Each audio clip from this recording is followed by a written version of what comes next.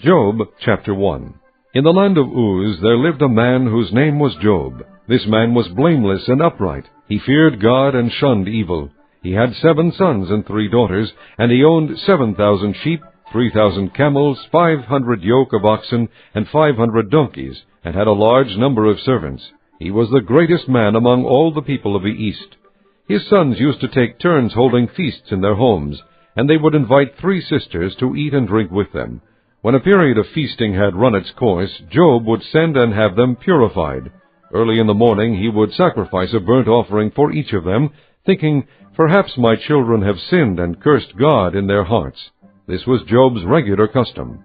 One day the angels came to present themselves before the Lord, and Satan also came with them. The Lord said to Satan, "Where have you come from?" Satan answered the Lord, "From roaming through the earth and going back and forth in it." Then the Lord said to Satan, "Have you considered my servant Job? There is no one on earth like him. He is blameless and upright, a man who fears God and shuns evil." "Does Job fear God for nothing?" Satan replied.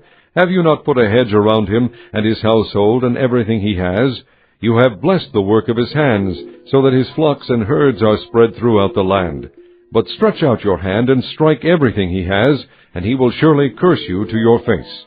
The Lord said to Satan, "Very well, then, everything he has is in your hands, but on the man himself do not lay a finger." Then Satan went out from the presence of the Lord. One day when Job's sons and daughters were feasting and drinking wine at the oldest brother's house, a messenger came to Job and said, "The oxen were plowing and the donkeys were grazing nearby, and the Sabaeans attacked and carried them off. They put the servants to the sword, and I am the only one who has escaped to tell you."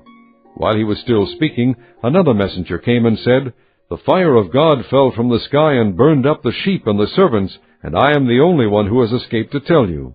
While he was still speaking, another messenger came and said, "The Chaldeans formed 3 raiding parties and swept down on your camels and carried them off. They put the servants to the sword, and I am the only one who has escaped to tell you." While he was still speaking, yet another messenger came and said, "Your sons and daughters were feasting and drinking wine at the oldest brother's house, when suddenly a mighty wind swept in from the desert and struck the 4 corners of the house. It collapsed on them, and they are dead, and I am the only one who has escaped to tell you." At this Job got up and tore his robe and shaved his head. Then he fell to the ground in worship and said, "Naked I came from my mother's womb, and naked I will depart. The Lord gave, and the Lord has taken away. May the name of the Lord be praised." In all this Job did not sin by charging God with wrongdoing. Chapter 2. On another day the angels came to present themselves before the Lord, and Satan also came with them to present himself before him. And the Lord said to Satan, "Where have you come from?" Satan answered the Lord, "From roaming through the earth and going back and forth in it." Then the Lord said to Satan, "Have you considered my servant Job? There is no one on earth like him. He is blameless and upright, a man who fears God and shuns evil. And he still maintains his integrity, though you incited me against him to ruin him without any reason." "Skin for skin," Satan replied. "A man will give all he has for his own life. But stretch out your hand and strike his flesh and bones, and he will surely curse you to your face." The Lord said to Satan, "Very well then, he is in your hands, but you must spare his life." So Satan went out from the presence of the Lord, and afflicted Job with painful sores from the soles of his feet to the top of his head. Then Job took a piece of broken pottery, and scraped himself with it as he sat among the ashes. His wife said to him, "Are you still holding on to your integrity? Curse God and die." He replied, "You are talking like a foolish woman. Shall we accept good from God and not trouble?" In all this Job did not sin in what he said. When Job's 3 friends, Eliphaz the Temanite, Bildad the Shuhite, and Zophar the Naamathite, heard about all the troubles that had come upon him, they set out from their homes and met together by agreement to go and sympathize with him and comfort him. When they saw him from a distance, they could hardly recognize him. They began to weep aloud, and they tore their robes and sprinkled dust on their heads. Then they sat on the ground with him for 7 days and 7 nights. No one said a word to him, because they saw how great his suffering was. Chapter 3. After this Job opened his mouth and cursed the day of his birth. He said, "May the day of my birth perish, and the night it was said, 'A boy is born.' That day, may it turn to darkness. May God above not care about it. may no light shine upon it. May darkness and deep shadow claim it once more. May a cloud settle over it. May blackness overwhelm its light. That night may thick darkness seize it. May it not be included among the days of the year, nor be entered in any of the months. May that night be barren. May no shout of joy be heard in it. May those who curse days curse that day, those who are ready to rouse Leviathan. May its morning stars become dark. May it wait for daylight in vain, and not see the first rays of dawn. For it did not shut the doors of a womb on me to hide trouble from my eyes. Why did I not perish at birth, and die as I came from the womb?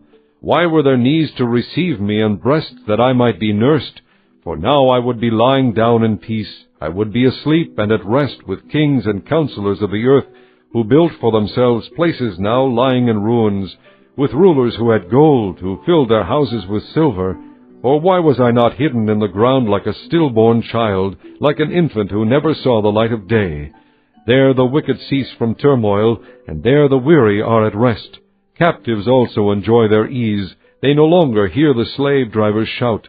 The small and the great are there, and the slave is freed from his master. Why is light given to those in misery, and life to the bitter of soul, to those who long for death that does not come, who search for it more than for hidden treasure, who are filled with gladness and rejoice when they reach the grave? Why is life given to a man whose way is hidden, whom God has hedged in? For sighing comes to me instead of food. My groans pour out like water. What I feared has come upon me. What I dreaded has happened to me. I have no peace, no quietness. I have no rest, but only turmoil. Chapter 4. Then Eliphaz the Temanite replied, If someone ventures a word with you, will you be impatient? But who can keep from speaking? Think how you have instructed many, how you have strengthened feeble hands. Your words have supported those who stumbled. You have strengthened faltering knees. But now trouble comes to you, and you are discouraged. It strikes you, and you are dismayed. Should not your piety be your confidence, and your blameless ways your hope? Consider now, who, being innocent, has ever perished? Where were the upright ever destroyed? As I have observed, those who plow evil and those who sow trouble reap it. At the breath of God they are destroyed. At the blast of his anger they perish. The lions may roar and growl, yet the teeth of the great lions are broken. The lion perishes for lack of prey, and the cubs of the lioness are scattered. A word was secretly brought to me, my ears caught a whisper of it. Amid disquieting dreams in the night, when deep sleep falls on men, fear and trembling seized me and made all my bones shake. A spirit glided past my face, and the hair on my body stood on end. It stopped, but I could not tell what it was. A form stood before my eyes, and I heard a hushed voice. Can a mortal be more righteous than God? Can a man be more pure than his Maker? If God places no trust in his servants, if he charges his angels with error, how much more those who live in houses of clay, whose foundations are in the dust, who are crushed more readily than a moth? Between dawn and dusk they are broken to pieces. Unnoticed they perish forever. Are not the cords of their tent pulled up, so that they die without wisdom? Chapter 5. Call if you will, but who will answer you? To which of the holy ones will you turn? Resentment kills a fool, and envy slays the simple. I myself have seen a fool taking root, but suddenly his house was cursed.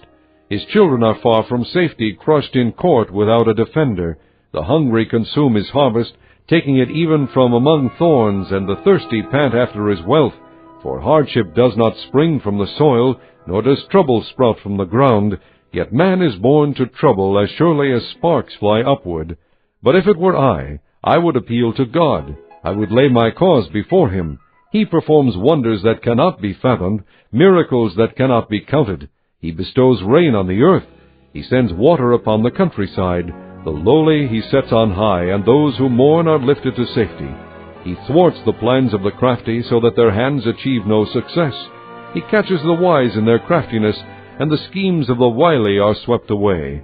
Darkness comes upon them in the daytime. At noon they grope as in the night. He saves the needy from the sword in their mouth. He saves them from the clutches of the powerful. So the poor have hope, and injustice shuts its mouth. Blessed is the man whom God corrects. So do not despise the discipline of the Almighty. For he wounds, but he also binds up. He injures, but his hands also heal. From 6 calamities he will rescue you, in 7 no harm will befall you. In famine he will ransom you from death, and in battle from the stroke of the sword. You will be protected from the lash of the tongue, and need not fear when destruction comes. You will laugh at destruction and famine, and need not fear the beasts of the earth.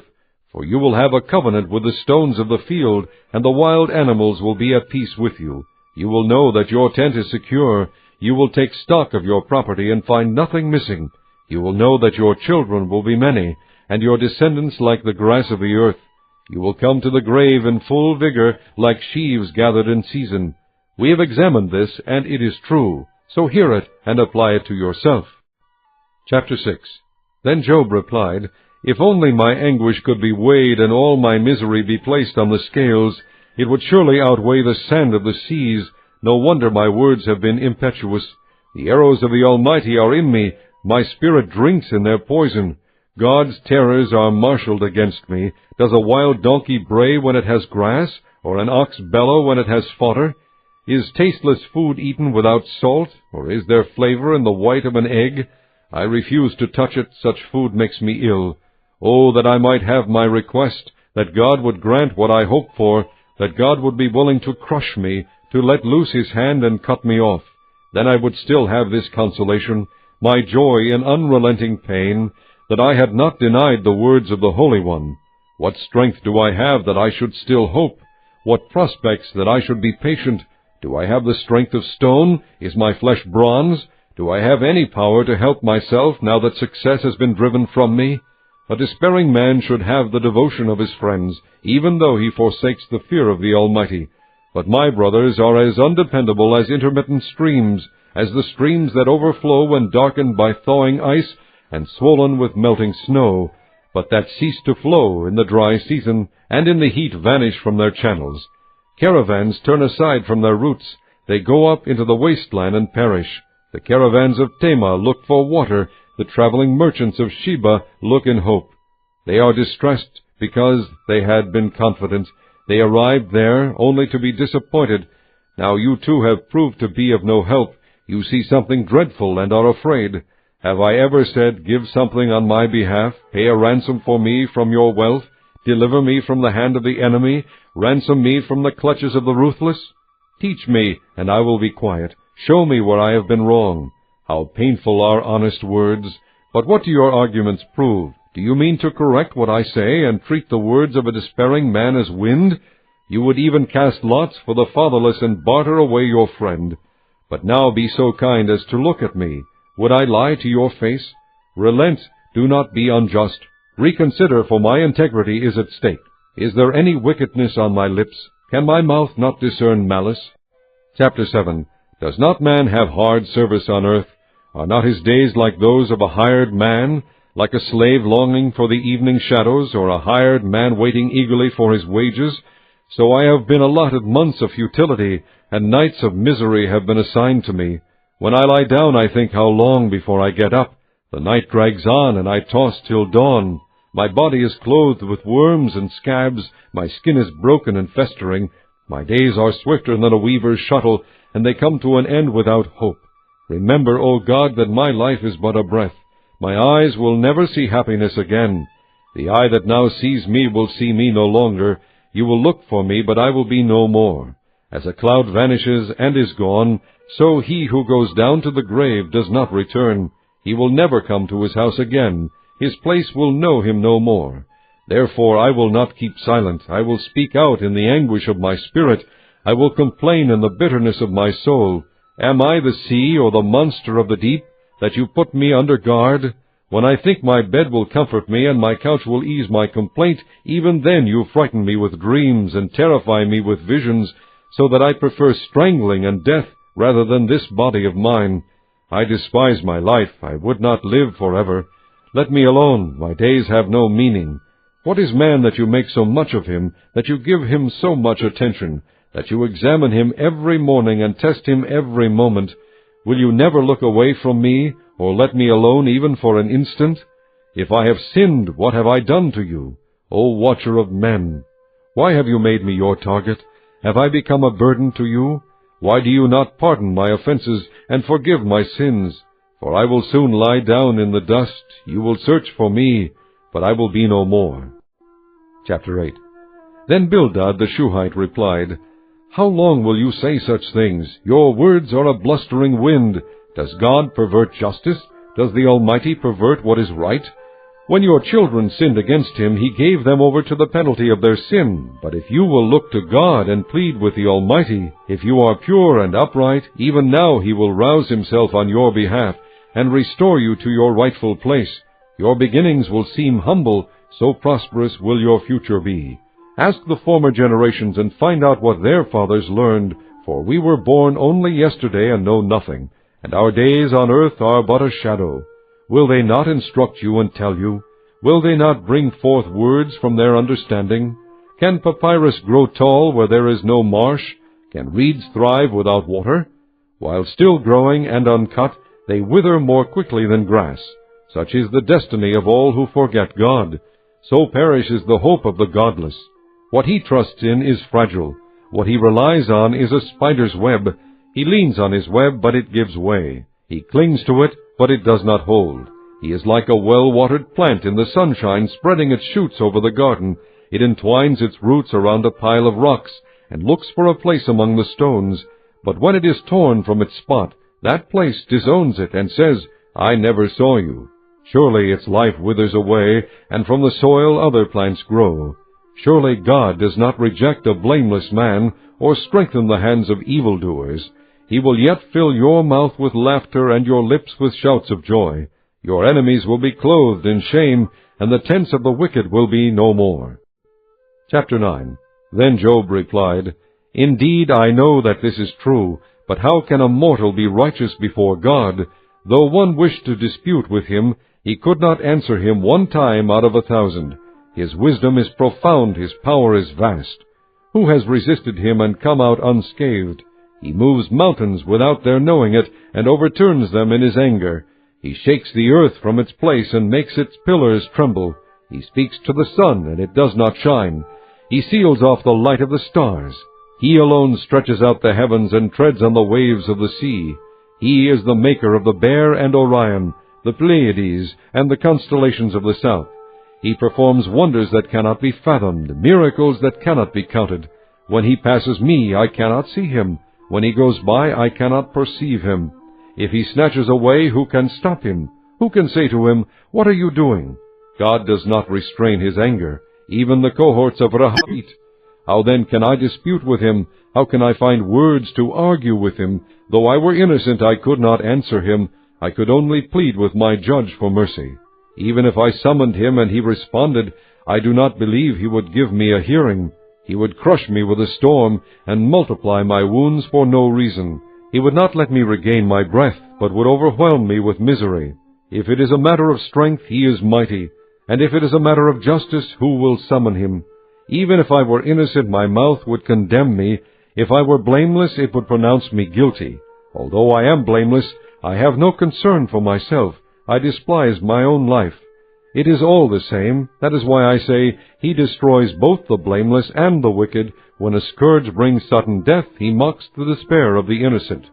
When a land falls into the hands of the wicked, he blindfolds its judges. If it is not he, then who is it? My days are swifter than a runner. They fly away without a glimpse of joy. They skim past like boats of papyrus, like eagles swooping down on their prey. If I say, I will forget my complaint, I will change my expression and smile, I still dread all my sufferings, for I know you will not hold me innocent. Since I am already found guilty, why should I struggle in vain? Even if I washed myself with soap and my hands with washing soda, you would plunge me into a slime pit, so that even my clothes would detest me. He is not a man like me that I might answer him, that we might confront each other in court. If only there were someone to arbitrate between us, to lay his hand upon us both, someone to remove God's rod from me, so that his terror would frighten me no more. Then I would speak up without fear of him, but as it now stands with me, I cannot. Chapter 10. I loathe my very life. Therefore I will give free rein to my complaint and speak out in the bitterness of my soul. I will say to God, Do not condemn me, but tell me what charges you have against me. Does it please you to oppress me, to spurn the work of your hands, while you smile on the schemes of the wicked? Do you have eyes of flesh? Do you see as a mortal sees? Are your days like those of a mortal, or your years like those of a man, that you must search out my faults and probe after my sin, though you know that I am not guilty, and that no one can rescue me from your hand? Your hand shaped me and made me. Will you now turn and destroy me?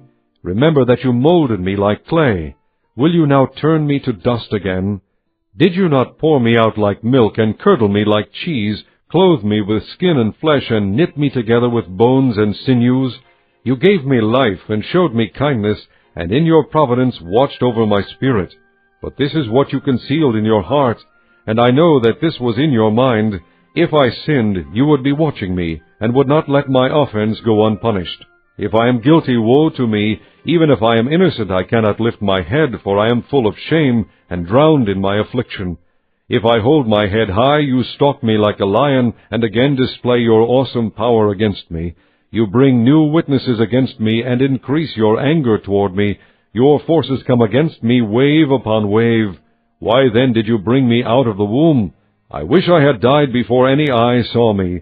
If only I had never come into being, or had been carried straight from the womb to the grave. Are not my few days almost over? Turn away from me so I can have a moment's joy, before I go to the place of no return, to the land of gloom and deep shadow, to the land of deepest night, of deep shadow and disorder, where even the light is like darkness. Chapter 11. Then Zophar the Naamathite replied, Are all these words to go unanswered? Is this talker to be vindicated? Will your idle talk reduce men to silence? Will no one rebuke you when you mock? You say to God, My beliefs are flawless, and I am pure in your sight. Oh, how I wish that God would speak, that he would open his lips against you, and disclose to you the secrets of wisdom, for true wisdom has two sides. Know this, God has even forgotten some of your sin. Can you fathom the mysteries of God? Can you probe the limits of the Almighty? They are higher than the heavens. What can you do? They are deeper than the depths of the grave. What can you know? Their measure is longer than the earth and wider than the sea.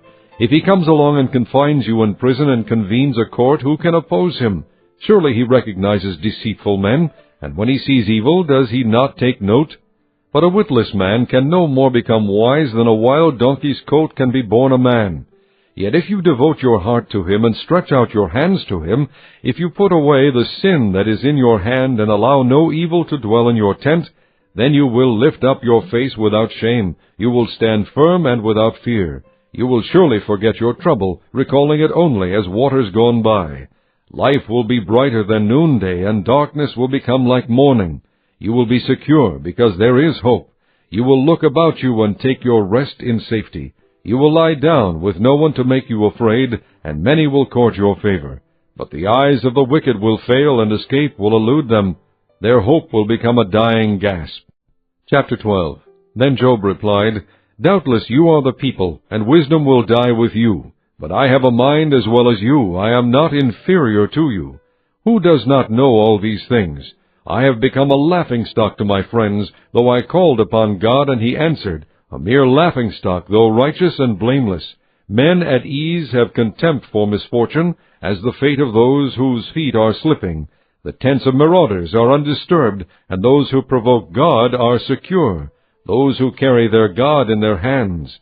But ask the animals, and they will teach you, or the birds of the air, and they will tell you, or speak to the earth, and it will teach you, or let the fish of the sea inform you. Which of all these does not know that the hand of the Lord has done this? In his hand is the life of every creature, and the breath of all mankind. Does not the ear test words as the tongue tastes food? Is not wisdom found among the aged? Does not long life bring understanding? To God belong wisdom and power, counsel and understanding are his. What he tears down cannot be rebuilt. The man he imprisons cannot be released. If he holds back the waters, there is drought. If he lets them loose, they devastate the land. To him belongs strength and victory, both deceived and deceiver are his.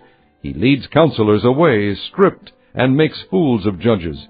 He takes off the shackles put on by kings, and ties a loincloth around their waist.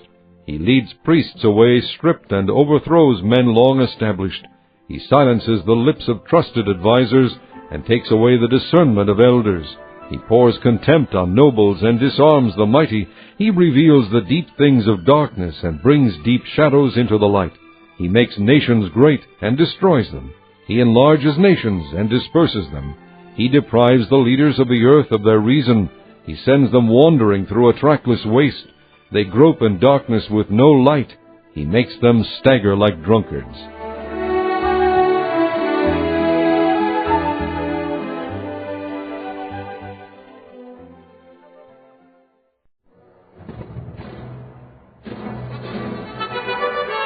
Chapter 13. My eyes have seen all this, my ears have heard and understood it. What you know, I also know. I am not inferior to you, but I desire to speak to the Almighty and to argue my case with God. You, however, smear me with lies. You are worthless physicians, all of you. If only you would be altogether silent. For you that would be wisdom. Hear now my argument. Listen to the plea of my lips. Will you speak wickedly on God's behalf? Will you speak deceitfully for Him? Will you show Him partiality? Will you argue the case for God? Would it turn out well if He examined you? Could you deceive Him as you might deceive men? He would surely rebuke you if you secretly showed partiality. Would not His splendor terrify you? Would not the dread of Him fall on you? Your maxims are proverbs of ashes. Your defenses are defenses of clay. Keep silent and let me speak. Then let come to me what may. Why do I put myself in jeopardy and take my life in my hands? Though He slay me, yet will I hope in Him. I will surely defend my ways to His face. Indeed, this will turn out for my deliverance. For no godless man would dare come before Him. Listen carefully to my words. Let your ears take in what I say. Now that I have prepared my case, I know I will be vindicated. Can anyone bring charges against me? If so, I will be silent and die. Only grant me these two things, O God, and then I will not hide from you. Withdraw your hand far from me, and stop frightening me with your terrors. Then summon me, and I will answer, or let me speak, and you reply. How many wrongs and sins have I committed? Show me my offense and my sin. Why do you hide your face and consider me your enemy? Will you torment a wind-blown leaf? Will you chase after dry chaff? For you write down bitter things against me, and make me inherit the sins of my youth. You fasten my feet in shackles. You keep close watch on all my paths by putting marks on the soles of my feet. So man wastes away like something rotten, like a garment eaten by moths. Chapter 14. Man born of woman is of few days, and full of trouble. He springs up like a flower and withers away. Like a fleeting shadow he does not endure. Do you fix your eye on such a one? Will you bring him before you for judgment? Who can bring what is pure from the impure? No one. Man's days are determined. You have decreed the number of his months, and have set limits he cannot exceed. So look away from him, and let him alone, till he has put in his time like a hired man. At least there is hope for a tree. If it is cut down, it will sprout again, and its new shoots will not fail. Its roots may grow old in the ground, and its stump die in the soil, yet at the scent of water it will bud and put forth shoots like a plant. But man dies and is laid low. He breathes his last and is no more.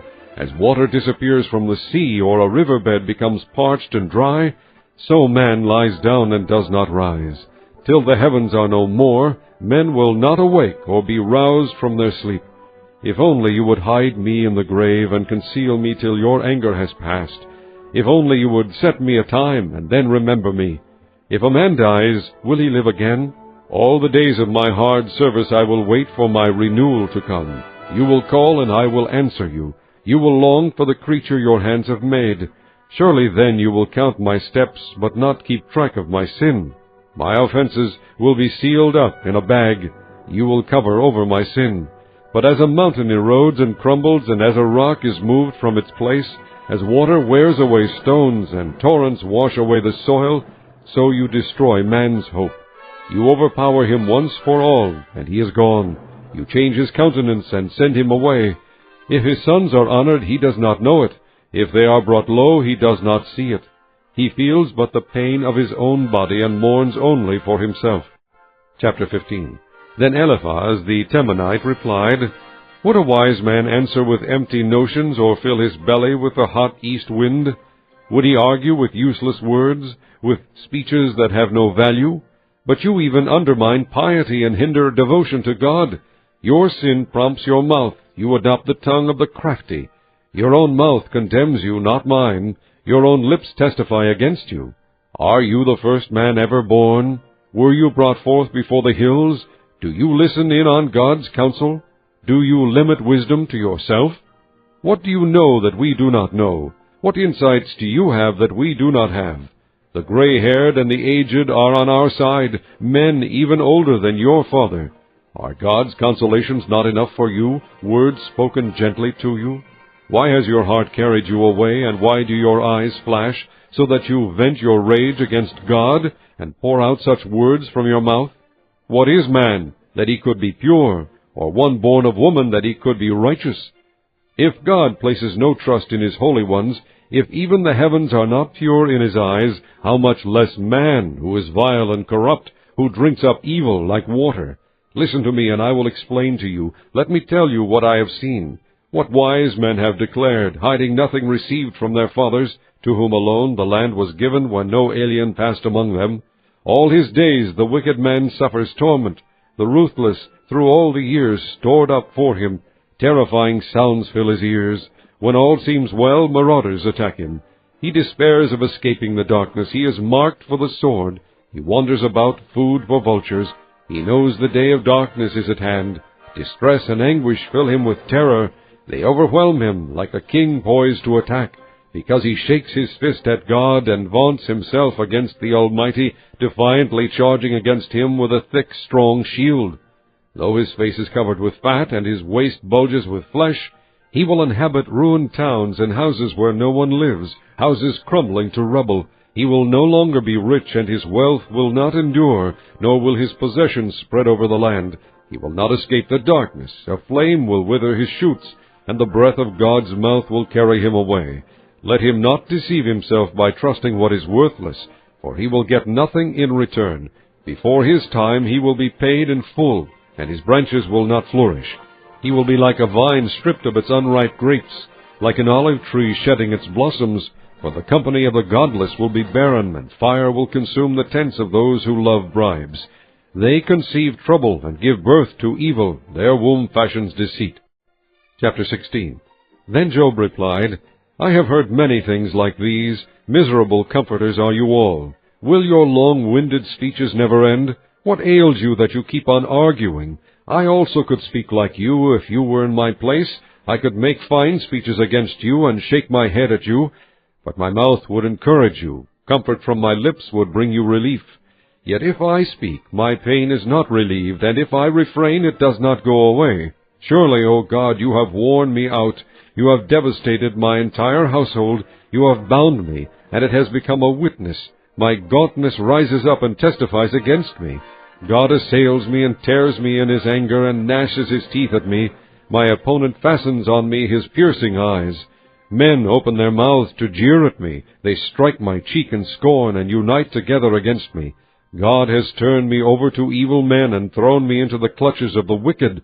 All was well with me, but he shattered me. He seized me by the neck and crushed me. He has made me his target. His archers surround me. Without pity, he pierces my kidneys and spills my gall on the ground. Again and again he bursts upon me. He rushes at me like a warrior. I have sewed sackcloth over my skin and buried my brow in the dust. My face is red with weeping. Deep shadows ring my eyes. Yet my hands have been free of violence, and my prayer is pure. O earth, do not cover my blood. May my cry never be laid to rest. Even now my witness is in heaven, my advocate is on high, my intercessor is my friend, as my eyes pour out tears to God. On behalf of a man he pleads with God as a man pleads for his friend. Only a few years will pass before I go on the journey of no return. Chapter 17. My spirit is broken, my days are cut short, the grave awaits me. Surely mockers surround me, my eyes must dwell on their hostility. Give me, O God, the pledge you demand. Who else will put up security for me? You have closed their minds to understanding, therefore you will not let them triumph. If a man denounces his friends for reward, the eyes of his children will fail. God has made me a byword to everyone, a man in whose face people spit. My eyes have grown dim with grief, my whole frame is but a shadow. Upright men are appalled at this, the innocent are aroused against the ungodly. Nevertheless, the righteous will hold to their ways, and those with clean hands will grow stronger. But come on, all of you, try again. I will not find a wise man among you. My days have passed, my plans are shattered, and so are the desires of my heart. These men turn night into day. In the face of darkness, they say, light is near. If the only home I hope for is the grave, if I spread out my bed in darkness, if I say to corruption, you are my father, and to the worm, my mother or my sister, where then is my hope? Who can see any hope for me? Will it go down to the gates of death? Will we descend together into the dust? Chapter 18. Then Bildad the Shuhite replied, When will you end these speeches? Be sensible, and then we can talk. Why are we regarded as cattle and considered stupid in your sight? You who tear yourself to pieces in your anger, is the earth to be abandoned for your sake? Or must the rocks be moved from their place? The lamp of the wicked is snuffed out, the flame of his fire stops burning. The light in his tent becomes dark, the lamp beside him goes out. The vigor of his step is weakened, his own schemes throw him down. His feet thrust him into a net, and he wanders into its mesh. A trap seizes him by the heel, a snare holds him fast. A noose is hidden for him on the ground, a trap lies in his path. Terrors startle him on every side and dog his every step. Calamity is hungry for him, disaster is ready for him when he falls. It eats away parts of his skin, death's firstborn devours his limbs. He is torn from the security of his tent and marched off to the king of terrors. Fire resides in his tent, burning sulfur is scattered over his dwelling. His roots dry up below, and his branches wither above. The memory of him perishes from the earth. He has no name in the land. He is driven from light into darkness, and is banished from the world. He has no offspring or descendants among his people, no survivor where once he lived. Men of the west are appalled at his fate. Men of the east are seized with horror. Surely such is the dwelling of an evil man. Such is the place of one who knows not God. Chapter 19. Then Job replied, How long will you torment me and crush me with words? 10 times now you have reproached me, shamelessly you attack me. If it is true that I have gone astray, my error remains my concern alone. If indeed you would exalt yourselves above me and use my humiliation against me, then know that God has wronged me, and drawn his net around me. Though I cry, I've been wronged, I get no response. Though I call for help, there is no justice. He has blocked my way so I cannot pass. He has shrouded my paths in darkness. He has stripped me of my honor and removed the crown from my head. He tears me down on every side till I am gone. He uproots my hope like a tree. His anger burns against me. He counts me among his enemies. His troops advance in force. They build a siege ramp against me and encamp around my tent. He has alienated my brothers from me. My acquaintances are completely estranged from me. My kinsmen have gone away, my friends have forgotten me. My guests and my maidservants count me a stranger. They look upon me as an alien. I summon my servant, but he does not answer, though I beg him with my own mouth. My breath is offensive to my wife. I am loathsome to my own brothers. Even the little boys scorn me. When I appear, they ridicule me. All my intimate friends detest me. Those I love have turned against me. I am nothing but skin and bones. I have escaped with only the skin of my teeth. Have pity on me, my friends, have pity, for the hand of God has struck me. Why do you pursue me as God does? Will you never get enough of my flesh? Oh, that my words were recorded, that they were written on a scroll, that they were inscribed with an iron tool on lead, or engraved in rock forever. I know that my Redeemer lives, and that in the end he will stand upon the earth. And after my skin has been destroyed, yet in my flesh I will see God. I myself will see him with my own eyes, I and not another. How my heart yearns within me! If you say, How we will hound him, since the root of the trouble lies in him, you should fear the sword yourselves, for wrath will bring punishment by the sword, and then you will know that there is judgment. Chapter 20. Then Zophar the Naamathite replied, My troubled thoughts prompt me to answer, because I am greatly disturbed. I hear a rebuke that dishonors me, and my understanding inspires me to reply. Surely you know how it has been from of old, ever since man was placed on the earth. that the mirth of the wicked is brief, the joy of the godless lasts but a moment. Though his pride reaches to the heavens, and his head touches the clouds, he will perish forever, like his own dung. Those who have seen him will say, Where is he? Like a dream he flies away, no more to be found, banished like a vision of the night. The eye that saw him will not see him again. His place will look on him no more. His children must make amends to the poor. His own hands must give back his wealth. The youthful vigor that fills his bones will lie with him in the dust. Though evil is sweet in his mouth, and he hides it under his tongue, though he cannot bear to let it go and keeps it in his mouth, yet his food will turn sour in his stomach. It will become the venom of serpents within him. He will spit out the riches he swallowed. God will make his stomach vomit them up. He will suck the poison of serpents. The fangs of an adder will kill him. He will not enjoy the streams, the rivers flowing with honey and cream. What he toiled for he must give back uneaten. He will not enjoy the profit from his trading, for he has oppressed the poor and left them destitute. He has seized houses he did not build.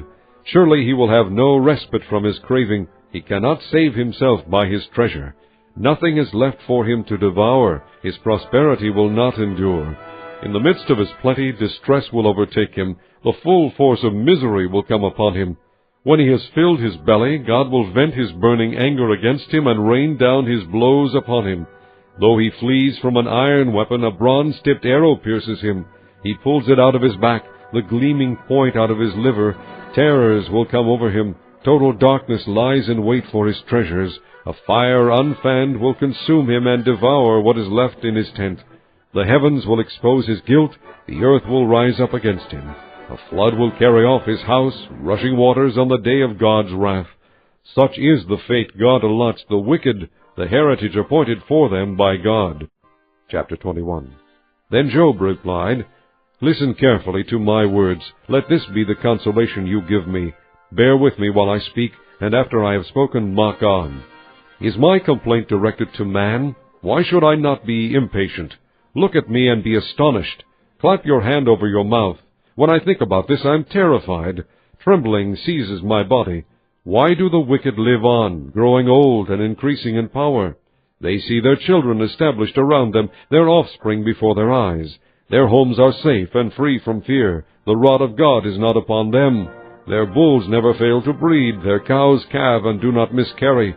They send forth their children as a flock. Their little ones dance about.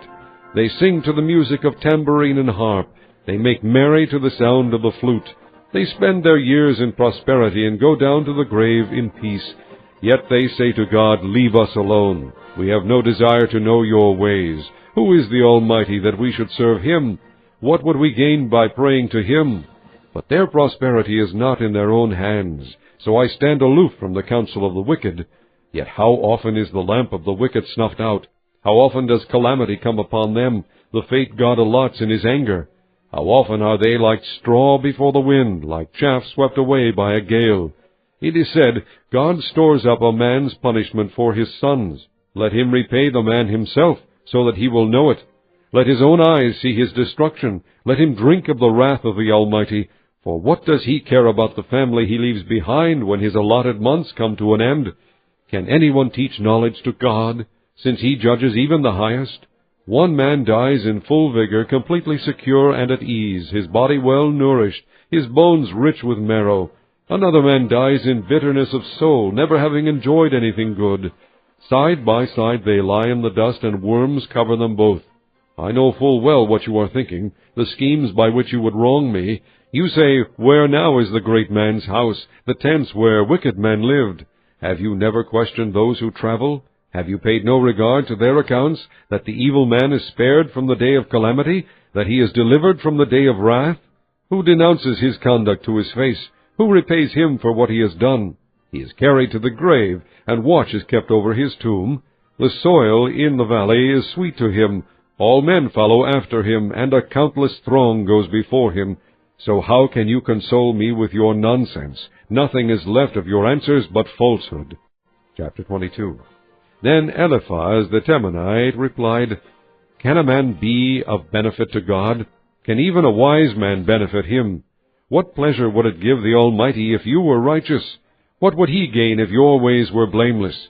Is it for your piety that he rebukes you and brings charges against you? Is not your wickedness great? Are not your sins endless? You demanded security from your brothers for no reason. You stripped men of their clothing, leaving them naked. You gave no water to the weary, and you withheld food from the hungry, though you were a powerful man, owning land, an honored man living on it. And you sent widows away empty-handed, and broke the strength of the fatherless. That is why snares are all around you. Why sudden perils terrify you, why it is so dark you cannot see, and why a flood of water covers you. Is not God in the heights of heaven? And see how lofty are the highest stars. Yet you say, what does God know? Does he judge through such darkness? Thick clouds veil him, so he does not see us as he goes about in the vaulted heavens. Will you keep to the old path that evil men have trod? They were carried off before their time, their foundations washed away by a flood. They said to God, leave us alone. What can the Almighty do to us? Yet it was he who filled their houses with good things, so I stand aloof from the counsel of the wicked. The righteous see their ruin and rejoice. The innocent mock them, saying, surely our foes are destroyed, and fire devours their wealth. Submit to God, and be at peace with him. In this way prosperity will come to you. Accept instruction from his mouth, and lay up his words in your heart. If you return to the Almighty, you will be restored. If you remove wickedness far from your tent, and assign your nuggets to the dust, your gold of Ophir to the rocks in the ravines, then the Almighty will be your gold, the choicest silver for you. Surely then you will find delight in the Almighty, and will lift up your face to God. You will pray to him, and he will hear you, and you will fulfill your vows. What you decide on will be done, and light will shine on your ways. When men are brought low, and you say, lift them up, then he will save the downcast. He will deliver even one who is not innocent, who will be delivered through the cleanness of your hands. Chapter 23.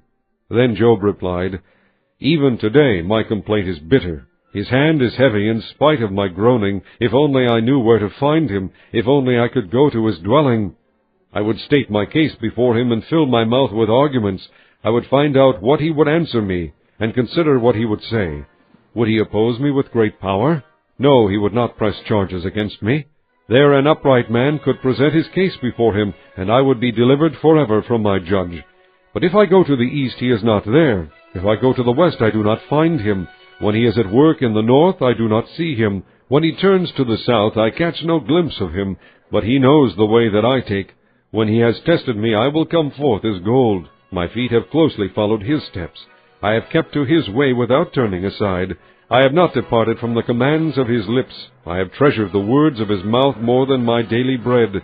But he stands alone, and who can oppose him? He does whatever he pleases. He carries out his decree against me, and many such plans he still has in store. That is why I am terrified before him. When I think of all this, I fear him. God has made my heart faint. The Almighty has terrified me. Yet I am not silenced by the darkness, by the thick darkness that covers my face. Chapter 24. Why does the Almighty not set times for judgment? Why must those who know him look in vain for such days?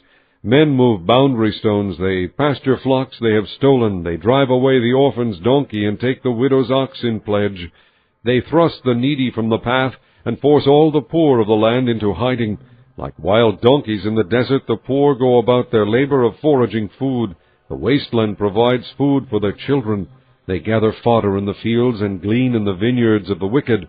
Lacking clothes, they spend the night naked. They have nothing to cover themselves in the cold. They are drenched by mountain rains and hug the rocks for lack of shelter. The fatherless child is snatched from the breast. The infant of the poor is seized for a debt. Lacking clothes, they go about naked. They carry the sheaves, but still go hungry. They crush olives among the terraces. They tread the winepresses, yet suffer thirst. The groans of the dying rise from the city, and the souls of the wounded cry out for help. But God charges no one with wrongdoing. There are those who rebel against the light, who do not know its ways or stay in its paths. When daylight is gone, the murderer rises up and kills the poor and needy. In the night he steals forth like a thief. The eye of the adulterer watches for dusk, he thinks. No eye will see me, and he keeps his face concealed. In the dark men break into houses, but by day they shut themselves in. They want nothing to do with the light. For all of them deep darkness is their mourning. They make friends with the terrors of darkness. Yet they are foam on the surface of the water. Their portion of the land is cursed, so that no one goes to the vineyards. As heat and drought snatch away the melted snow, so the grave snatches away those who have sinned. The womb forgets them, the worm feasts on them. Evil men are no longer remembered, but are broken like a tree. They prey on the barren and childless woman, and to the widow show no kindness. But God drags away the mighty by his power. Though they become established, they have no assurance of life. He may let them rest in a feeling of security, but his eyes are on their ways. For a little while they are exalted, and then they are gone. They are brought low and gathered up like all others. They are cut off like heads of grain. If this is not so, who can prove me false and reduce my words to nothing? Chapter 25. Then Bildad the Shuhite replied, Dominion and awe belong to God. He establishes order in the heights of heaven. Can his forces be numbered? Upon whom does his light not rise? How then can a man be righteous before God? How can one born of woman be pure? If even the moon is not bright and the stars are not pure in his eyes, how much less man, who is but a maggot, a son of man who is only a worm? Chapter 26. Then Job replied, How you have helped the powerless! How you have saved the arm that is feeble! What advice you have offered to one without wisdom, and what great insight you have displayed! Who has helped you utter these words, and whose spirit spoke from your mouth? The dead are in deep anguish, those beneath the waters and all that live in them. Death is naked before God, destruction lies uncovered. He spreads out the northern skies over empty space, he suspends the earth over nothing. He wraps up the waters in his clouds, yet the clouds do not burst under their weight. He covers the face of the full moon, spreading his clouds over it. He marks out the horizon on the face of the waters for a boundary between light and darkness. The pillars of the heavens quake aghast at his rebuke. By his power he churned up the sea. By his wisdom he cut Rahab to pieces. By his breath the skies became fair, his hand piercing the gliding serpent. And these are but the outer fringe of his works. How faint the whisper we hear of him! Who then can understand the thunder of his power? Chapter 27. And Job continued his discourse. As surely as God lives, who has denied me justice, the Almighty who has made me taste bitterness of soul, as long as I have life within me, the breath of God in my nostrils, my lips will not speak wickedness, and my tongue will utter no deceit. I will never admit you are in the right. Till I die, I will not deny my integrity. I will maintain my righteousness and never let go of it. My conscience will not reproach me as long as I live. May my enemies be like the wicked, my adversaries like the unjust. For what hope has the godless when he is cut off, when God takes away his life? Does God listen to his cry when distress comes upon him? Will he find delight in the Almighty? Will he call upon God at all times? I will teach you about the power of God. The ways of the Almighty I will not conceal. You have all seen this yourselves. Why then this meaningless talk? Here is the fate God allots to the wicked, the heritage a ruthless man receives from the Almighty. However many his children, their fate is the sword. His offspring will never have enough to eat. The plague will bury those who survive him, and their widows will not weep for them. Though he heaps up silver like dust and clothes like piles of clay, what he lays up the righteous will wear, and the innocent will divide his silver. The house he builds is like a moth's cocoon, like a hut made by a watchman. He lies down wealthy, but will do so no more. When he opens his eyes, all is gone. Terrors overtake him like a flood. A tempest snatches him away in the night. The east wind carries him off, and he is gone. It sweeps him out of his place. It hurls itself against him without mercy, as he flees headlong from its power. It claps its hands in derision and hisses him out of his place. Chapter 28. There is a mine for silver, and a place where gold is refined. Iron is taken from the earth, and copper is smelted from ore.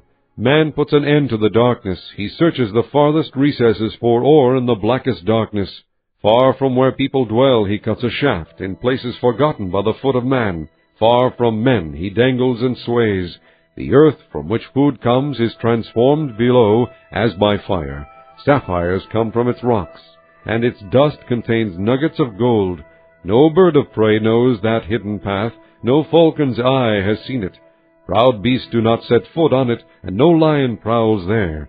Man's hand assaults the flinty rock and lays bare the roots of the mountains. He tunnels through the rock. His eyes see all its treasures. He searches the sources of the rivers and brings hidden things to light. But where can wisdom be found? Where does understanding dwell? Man does not comprehend its worth. It cannot be found in the land of the living. The deep says, "It is not in me." The sea says, "It is not with me." It cannot be bought with the finest gold, nor can its price be weighed in silver. It cannot be bought with the gold of Ophir, with precious onyx or sapphires. Neither gold nor crystal can compare with it, nor can it be had for jewels of gold. Coral and jasper are not worthy of mention. The price of wisdom is beyond rubies. The topaz of Cush cannot compare with it. It cannot be bought with pure gold. Where then does wisdom come from? Where does understanding dwell? It is hidden from the eyes of every living thing, concealed even from the birds of the air. Destruction and death say, "Only a rumor of it has reached our ears." God understands the way to it, and He alone knows where it dwells. For He views the ends of the earth and sees everything under the heavens. When He established the force of the wind and measured out the waters, when He made a decree for the rain and a path for the thunderstorm, then He looked at wisdom and appraised it. He confirmed it and tested it. And He said to man, "The fear of the Lord, that is wisdom, and to shun evil is understanding." Chapter 29. Job continued his discourse. How I long for the months gone by, for the days when God watched over me, when His lamp shone upon my head, and by His light I walked through darkness. Oh, for the days when I was in my prime, when God's intimate friendship blessed my house, when the Almighty was still with me, and my children were around me, when my path was drenched with cream, and the rock poured out for me streams of olive oil. When I went to the gate of the city and took my seat in the public square, the young men saw me and stepped aside, and the old men rose to their feet. The chief men refrained from speaking and covered their mouths with their hands. The voices of the nobles were hushed, and their tongues stuck to the roof of their mouths. Whoever heard me spoke well of me, and those who saw me commended me. Because I rescued the poor who cried for help, and the fatherless who had none to assist him. The man who was dying blessed me. I made the widow's heart sing. I put on righteousness as my clothing, justice my robe and my turban. I was eyes to the blind and feet to the lame. I was a father to the needy. I took up the case of the stranger. I broke the fangs of the wicked and snatched the victims from their teeth. I thought, I will die in my own house, my days as numerous as the grains of sand. My roots will reach to the water, and the dew will lie all night on my branches. My glory will remain fresh in me, the bow ever new in my hand. Men listened to me expectantly, waiting in silence for my counsel. After I had spoken, they spoke no more. My words fell gently on their ears. They waited for me as for showers, and drank in my words as the spring rain. When I smiled at them, they scarcely believed it. The light of my face was precious to them. I chose the way for them, and sat as their chief. I dwelt as a king among his troops.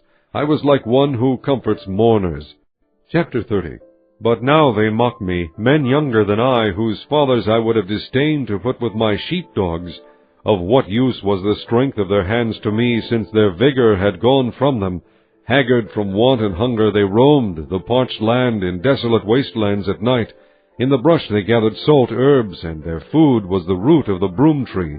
They were banished from their fellow men, shouted at as if they were thieves. They were forced to live in the dry stream beds, among the rocks and in holes in the ground. They brayed among the bushes and huddled in the undergrowth. A base and nameless brood, they were driven out of the land. And now their sons mock me in song. I have become a byword among them. They detest me and keep their distance. They do not hesitate to spit in my face. Now that God has unstrung my bow and afflicted me, they throw off restraint in my presence.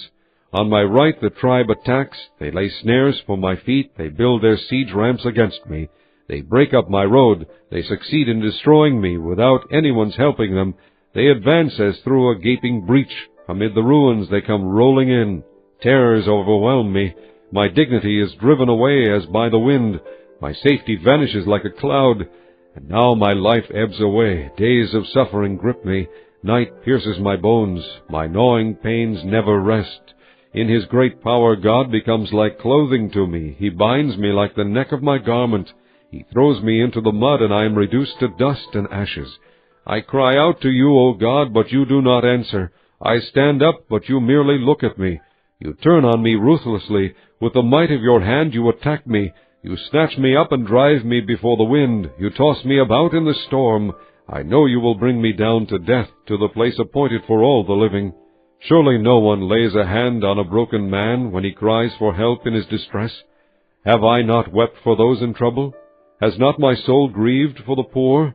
Yet when I hoped for good, evil came. When I looked for light, then came darkness. The churning inside me never stops. Days of suffering confront me. I go about blackened, but not by the sun. I stand up in the assembly and cry for help. I have become a brother of jackals, a companion of owls. My skin grows black and peels. My body burns with fever. My harp is tuned to mourning, and my flute to the sound of wailing. Chapter 31. I made a covenant with my eyes, not to look lustfully at a girl. For what is man's lot from God above, his heritage from the Almighty on high? Is it not ruin for the wicked, disaster for those who do wrong? Does he not see my ways and count my every step? If I have walked in falsehood, or my foot has hurried after deceit, let God weigh me in honest scales, and he will know that I am blameless. If my steps have turned from the path, if my heart has been led by my eyes, or if my hands have been defiled, then may others eat what I have sown, and may my crops be uprooted. If my heart has been enticed by a woman, or if I have lurked at my neighbor's door, then may my wife grind another man's grain, and may other men sleep with her. For that would have been shameful, a sin to be judged. It is a fire that burns to destruction. It would have uprooted my harvest. If I have denied justice to my men servants and maidservants, when they had a grievance against me, what will I do when God confronts me? What will I answer when called to account? Did not he who made me in the womb make them? Did not the same one form us both within our mothers? If I have denied the desires of the poor, or let the eyes of the widow grow weary, if I have kept my bread to myself, not sharing it with the fatherless, but from my youth I reared him as would a father, and from my birth I guided the widow. If I have seen anyone perishing for lack of clothing, or a needy man without a garment, and his heart did not bless me for warming him with a fleece from my sheep, if I have raised my hand against the fatherless, knowing that I had influence in court, then let my arm fall from the shoulder, let it be broken off at the joint. For I dreaded destruction from God, and for fear of his splendor I could not do such things. If I have put my trust in gold, or said to pure gold, you are my security, if I have rejoiced over my great wealth, the fortune my hands had gained, if I have regarded the sun in its radiance, or the moon moving in splendor, so that my heart was secretly enticed, and my hand offered them a kiss of homage, then these also would be sins to be judged, for I would have been unfaithful to God on high. If I have rejoiced at my enemy's misfortune, or gloated over the trouble that came to him, I have not allowed my mouth to sin by invoking a curse against his life.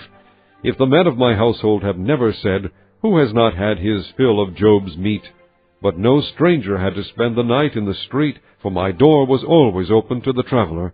If I have concealed my sin as men do, by hiding my guilt in my heart, because I so feared the crowd, and so dreaded the contempt of the clans, that I kept silent and would not go outside, oh, that I had someone to hear me! I sign now my defense. Let the Almighty answer me. Let my accuser put his indictment in writing. Surely I would wear it on my shoulder. I would put it on like a crown. I would give him an account of my every step. Like a prince I would approach him. If my land cries out against me, and all its furrows are wet with tears, if I have devoured its yield without payment, or broken the spirit of its tenants, then let briars come up instead of wheat, and weeds instead of barley. The words of Job are ended. Chapter 32. So these three men stopped answering Job, because he was righteous in his own eyes. But Elihu, son of Barachel the Buzite, of the family of Ram, became very angry with Job for justifying himself rather than God.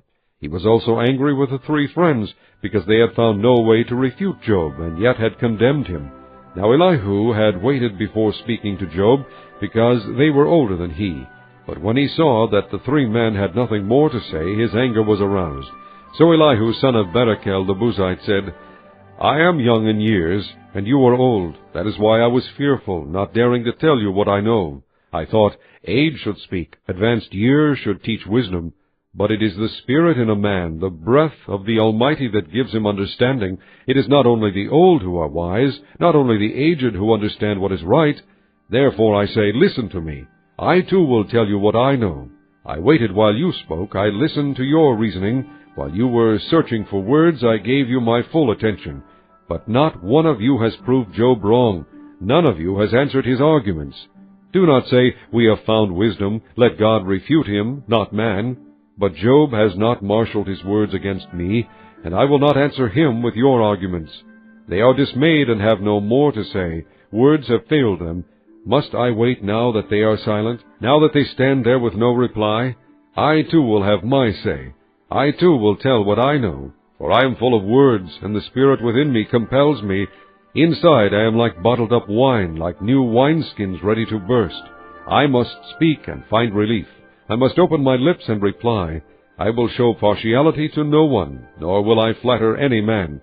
For if I were skilled in flattery, my Maker would soon take me away. Chapter 33. But now, Job, listen to my words. Pay attention to everything I say. I am about to open my mouth. My words are on the tip of my tongue. My words come from an upright heart. My lips sincerely speak what I know. The Spirit of God has made me. The breath of the Almighty gives me life. Answer me then, if you can. Prepare yourself and confront me. I am just like you before God. I too have been taken from clay. No fear of me should alarm you, nor should my hand be heavy upon you. But you have said in my hearing, I heard the very words, I am pure and without sin. I am clean and free of guilt. Yet God has found fault with me. He considers me his enemy. He fastens my feet in shackles. He keeps close watch on all my paths. But I tell you, in this you are not right, for God is greater than man. Why do you complain to him that he answers none of man's words? For God does speak, now one way, now another, though man may not perceive it. In a dream, in a vision of the night, when deep sleep falls on men as they slumber in their beds, he may speak in their ears, and terrify them with warnings, to turn man from wrongdoing, and keep him from pride, to preserve his soul from the pit, his life from perishing by the sword. Or a man may be chastened on a bed of pain, with constant distress in his bones, so that his very being finds food repulsive, and his soul loathes the choicest meal. His flesh wastes away to nothing, and his bones, once hidden, now stick out. His soul draws near to the pit, and his life to the messengers of death. Yet if there is an angel on his side as a mediator, 1 out of 1,000, to tell a man what is right for him, to be gracious to him and say, spare him from going down to the pit, I have found a ransom for him, then his flesh is renewed like a child's. It is restored as in the days of his youth. He prays to God and finds favor with him. He sees God's face and shouts for joy. He is restored by God to his righteous state. Then he comes to men and says, I sinned and perverted what was right, but I did not get what I deserved. He redeemed my soul from going down to the pit, and I will live to enjoy the light. God does all these things to a man, twice, even 3 times, to turn back his soul from the pit, that the light of life may shine on him. Pay attention, Job, and listen to me. Be silent, and I will speak. If you have anything to say, answer me. Speak up, for I want you to be cleared. But if not, then listen to me. Be silent, and I will teach you wisdom. Chapter 34. Then Elihu said, Hear my words, you wise men. Listen to me, you men of learning. For the ear tests words as the tongue tastes food. Let us discern for ourselves what is right. Let us learn together what is good. Job says, I am innocent, but God denies me justice. Although I am right, I am considered a liar. Although I am guiltless, his arrow inflicts an incurable wound. What man is like Job, who drinks scorn like water? He keeps company with evildoers. He associates with wicked men. For he says, It profits a man nothing when he tries to please God. So listen to me, you men of understanding. Far be it from God to do evil, from the Almighty to do wrong. He repays a man for what he has done. He brings upon him what his conduct deserves. It is unthinkable that God would do wrong, that the Almighty would pervert justice. Who appointed him over the earth? Who put him in charge of the whole world? If it were his intention, and he withdrew his spirit and breath, all mankind would perish together, and man would return to the dust. If you have understanding, hear this. Listen to what I say. Can he who hates justice govern? Will you condemn the just and mighty one? Is he not the one who says to kings, You are worthless, and to nobles, You are wicked, who shows no partiality to princes, and does not favor the rich over the poor? For they are all the work of his hands. They die in an instant, in the middle of the night. The people are shaken, and they pass away. The mighty are removed without human hand. His eyes are on the ways of men. He sees their every step. There is no dark place, no deep shadow, where evildoers can hide. God has no need to examine men further, that they should come before him for judgment. Without inquiry he shatters the mighty, and sets up others in their place. Because he takes note of their deeds, he overthrows them in the night, and they are crushed. He punishes them for their wickedness, where everyone can see them, because they turned from following him, and had no regard for any of his ways. They caused the cry of the poor to come before him, so that he heard the cry of the needy. But if he remains silent, who can condemn him? If he hides his face, who can see him? Yet he is over man and nation alike, to keep a godless man from ruling, from laying snares for the people. Suppose a man says to God, I am guilty, but will offend no more. Teach me what I cannot see. If I have done wrong, I will not do so again. Should God then reward you on your terms, when you refuse to repent? You must decide, not I. So tell me what you know. Men of understanding declare. Wise men who hear me say to me, Job speaks without knowledge, his words lack insight. Oh, that Job might be tested to the utmost for answering like a wicked man. To his sin he adds rebellion. Scornfully he claps his hands among us, and multiplies his words against God. Chapter 35. Then Elihu said, Do you think this is just? You say, I will be cleared by God. Yet you ask him, What profit is it to me? And what do I gain by not sinning? I would like to reply to you and to your friends with you. Look up at the heavens and see. Gaze at the clouds so high above you. If you sin, how does that affect him? If your sins are many, what does that do to him? If you are righteous, what do you give to him? Or what does he receive from your hand? Your wickedness affects only a man like yourself, and your righteousness only the sons of men. Men cry out under a load of oppression. They plead for relief from the arm of the powerful, but no one says, Where is God my Maker, who gives songs in the night, who teaches more to us than to the beasts of the earth, and makes us wiser than the birds of the air? He does not answer when men cry out, because of the arrogance of the wicked. Indeed, God does not listen to their empty plea. The Almighty pays no attention to it. How much less, then, will he listen when you say that you do not see him, that your case is before him, and you must wait for him, and further, that his anger never punishes, and he does not take the least notice of wickedness. So Job opens his mouth with empty talk. Without knowledge he multiplies words. Chapter 36. Elihu continued, Bear with me a little longer, and I will show you that there is more to be said in God's behalf. I get my knowledge from afar. I will ascribe justice to my Maker. Be assured that my words are not false. One perfect in knowledge is with you. God is mighty, but does not despise men. He is mighty and firm in his purpose. He does not keep the wicked alive, but gives the afflicted their rights. He does not take his eyes off the righteous. He enthrones them with kings and exalts them forever. But if men are bound in chains, held fast by cords of affliction, he tells them what they have done, that they have sinned arrogantly. He makes them listen to correction and commands them to repent of their evil. If they obey and serve him, they will spend the rest of their days in prosperity, and their years in contentment. But if they do not listen, they will perish by the sword and die without knowledge. The godless in heart harbor resentment. Even when he fetters them, they do not cry for help. They die in their youth, among male prostitutes of the shrines. But those who suffer he delivers in their suffering. He speaks to them in their affliction. He is wooing you from the jaws of distress, to a spacious place free from restriction, to the comfort of your table laden with choice food.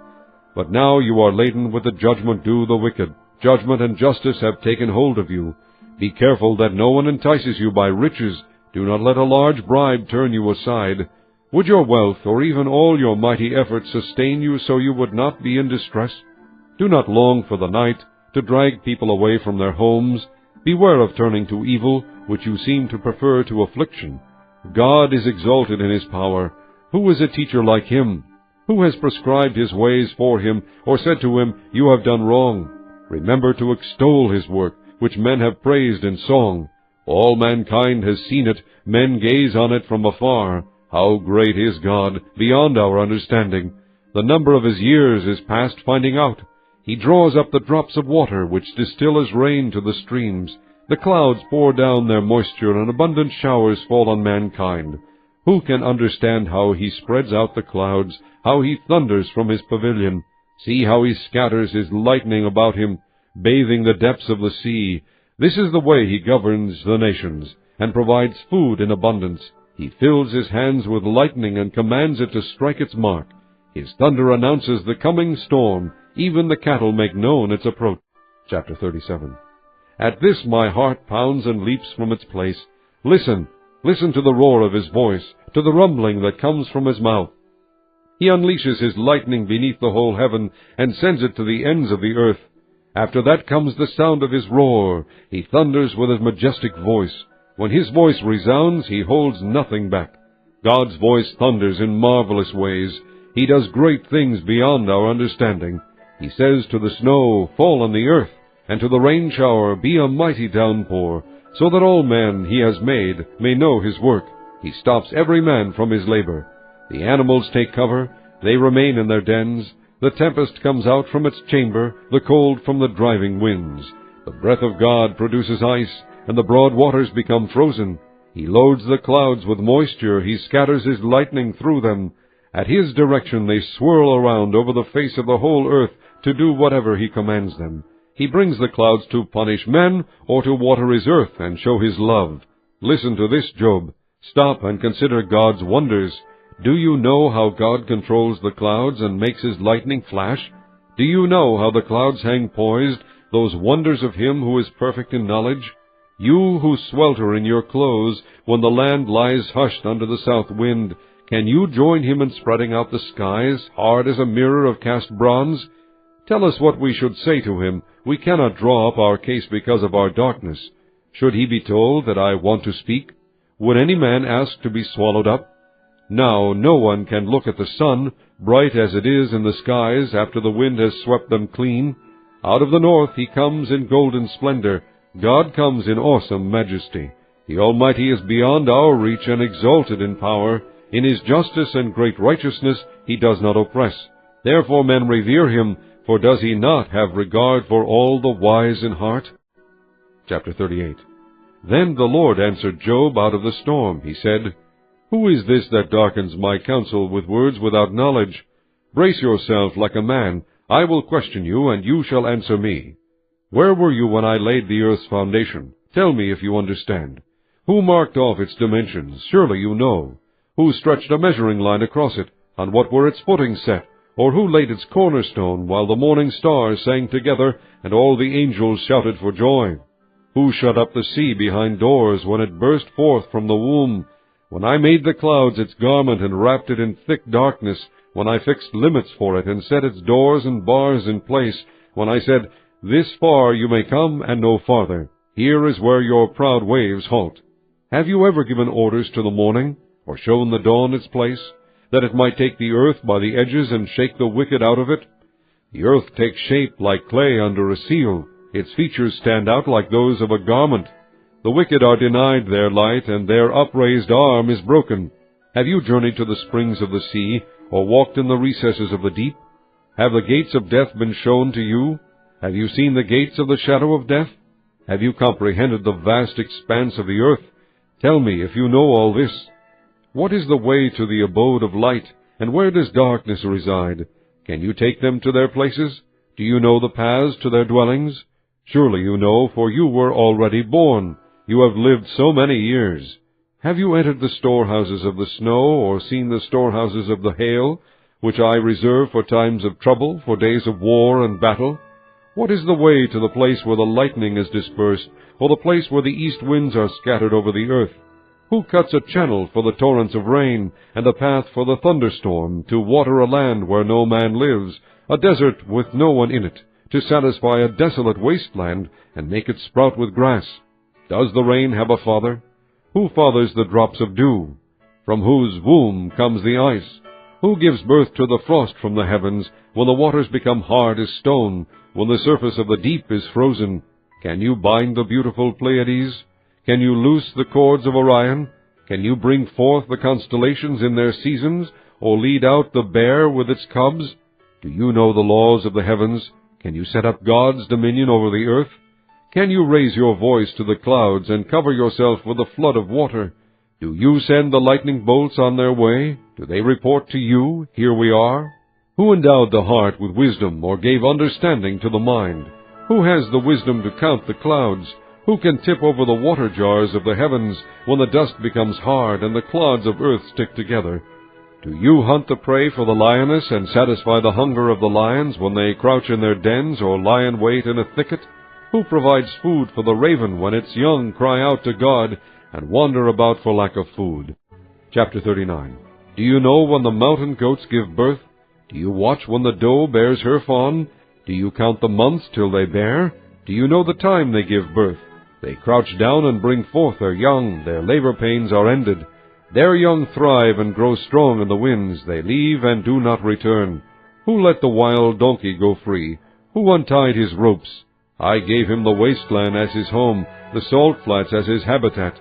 He laughs at the commotion in the town. He does not hear a driver's shout. He ranges the hills for his pasture and searches for any green thing.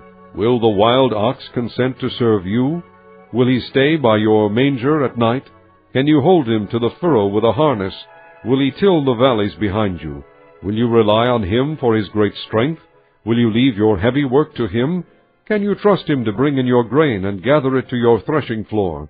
The wings of the ostrich flap joyfully, but they cannot compare with the pinions and feathers of the stork. She lays her eggs on the ground and lets them warm in the sand, unmindful that a foot may crash them, that some wild animal may trample them. She treats her young harshly as if they were not hers. She cares not that her labor was in vain. For God did not endow her with wisdom, or give her a share of good sense. Yet when she spreads her feathers to run, she laughs at horse and rider. Do you give the horse his strength, or clothe his neck with a flowing mane? Do you make him leap like a locust, striking terror with his proud snorting? He paws fiercely, rejoicing in his strength, and charges into the fray.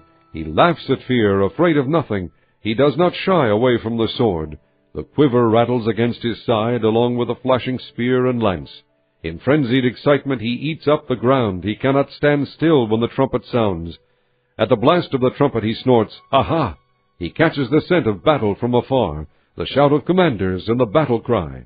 Does the hawk take flight by your wisdom, and spread his wings toward the south? Does the eagle soar at your command, and build his nest on high? He dwells on a cliff and stays there at night.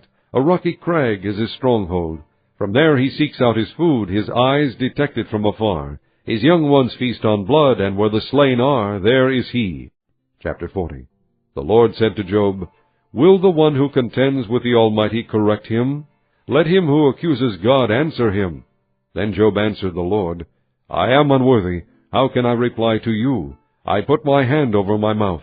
I spoke once, but I have no answer. Twice, but I will say no more. Then the Lord spoke to Job out of the storm. Brace yourself like a man. I will question you, and you shall answer me.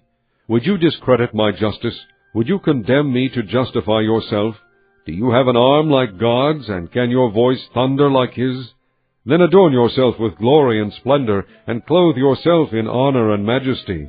Unleash the fury of your wrath. Look at every proud man and bring him low. Look at every proud man and humble him. Crush the wicked where they stand. Bury them all in the dust together. Shroud their faces in the grave.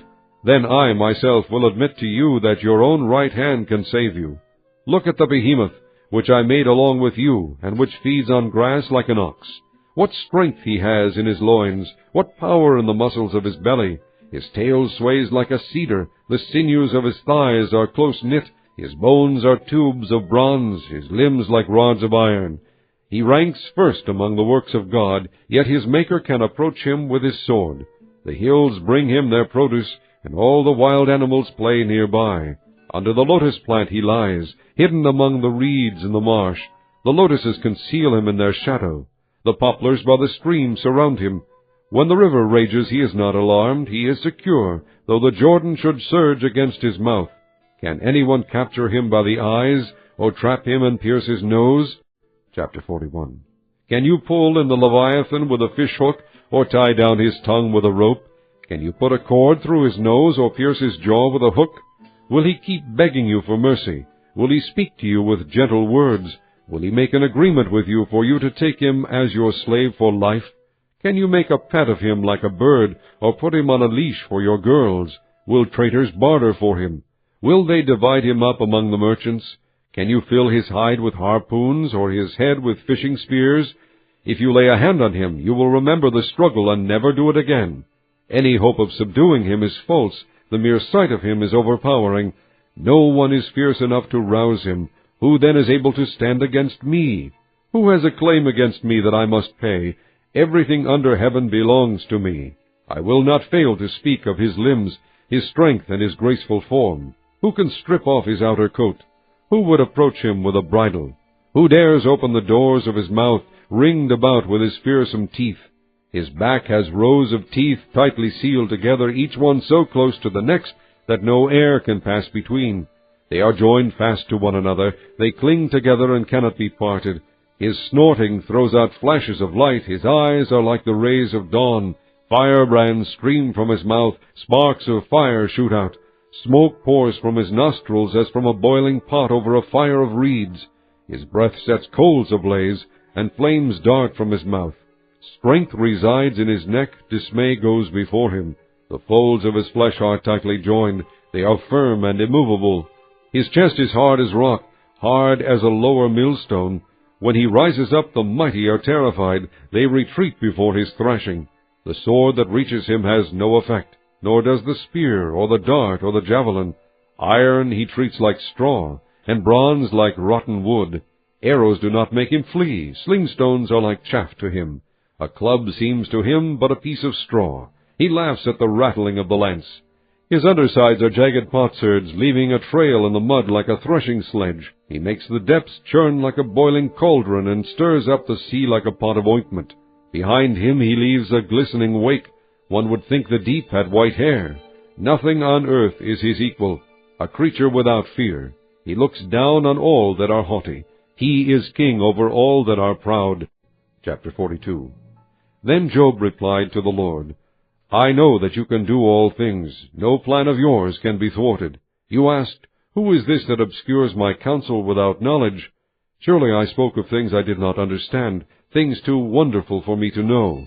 You said, Listen now, and I will speak. I will question you, and you shall answer me. My ears had heard of you, but now my eyes have seen you. Therefore I despise myself, and repent in dust and ashes. After the Lord had said these things to Job, he said to Eliphaz the Temanite, I am angry with you and your 2 friends, because you have not spoken of me what is right, as my servant Job has. So now take 7 bulls and 7 rams, and go to my servant Job, and sacrifice a burnt offering for yourselves. My servant Job will pray for you, and I will accept his prayer, and not deal with you according to your folly. You have not spoken of me what is right, as my servant Job has. So Eliphaz the Temanite, Bildad the Shuhite, and Zophar the Naamathite did what the Lord told them, and the Lord accepted Job's prayer. After Job had prayed for his friends, the Lord made him prosperous again, and gave him twice as much as he had before. All his brothers and sisters and everyone who had known him before came and ate with him in his house. They comforted and consoled him over all the trouble the Lord had brought upon him, and each one gave him a piece of silver and a gold ring. The Lord blessed the latter part of Job's life more than the first. He had 14,000 sheep, 6,000 camels, 1,000 yoke of oxen, and 1,000 donkeys. And he also had 7 sons and 3 daughters. The first daughter he named Jemimah, the second Keziah, and the third Kerin-Hapuk. Nowhere in all the land were there found women as beautiful as Job's daughters, and their father granted them an inheritance along with their brothers. After this, Job lived 140 years. He saw his children and their children to the 4th generation, and so he died, old and full of years.